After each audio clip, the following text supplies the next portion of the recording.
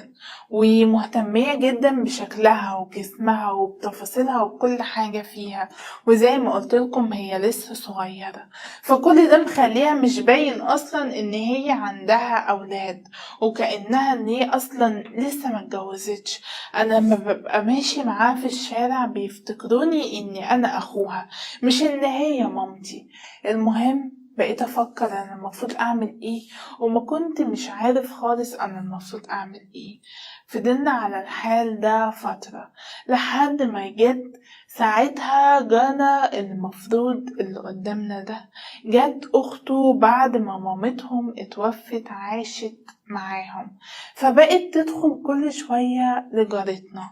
وطبعا انا قلت دي بتغير جو مع جارتنا، وخصوصا انها بتدخل وهو اصلا اخوها مش موجود وكده، قلت دي بتغير جو كده. المهم بقيت الاحظ انها يوميا بتدخل لجارتنا دي. بصراحة انا كنت مستغرب قوي، ايه ده، هي ليه بقت على طول عند جارتنا دي؟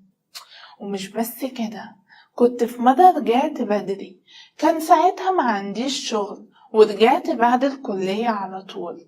وفعلا لما رجعت لقيت مامتي في أوضة نومها، وساعتها لقيتها بتتكلم في التليفون وتقولها خلاص بقى ما انا داخلالك اهو، ايه مالك مستعجلة قوي كده ليه، هو انا هطير؟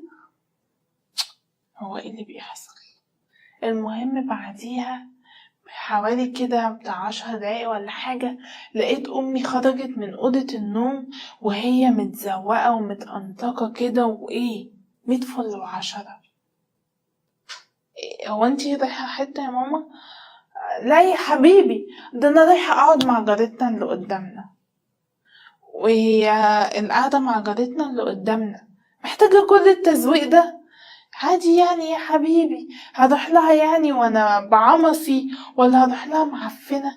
انت عارف ان انا دايما مهتمة بنفسي، هو غريب عليا يعني؟ لا بس يعني ده الباب في الباب، يعني مش مستاهلة ان انتي تتزوقي وتعملي كل الكلام ده. وبعدين هو اخوها جوه ولا حاجة؟ ما انت عارف ان انا ما بدخلش وطول ما اخوها جوه. في ايه؟ طيب يا ماما ماشي روحي.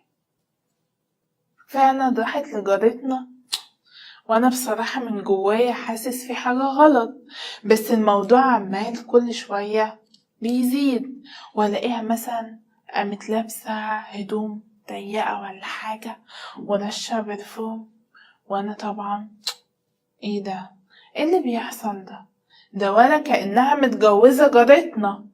وفعلا راحت داخلة على جارتنا على طول. الموضوع من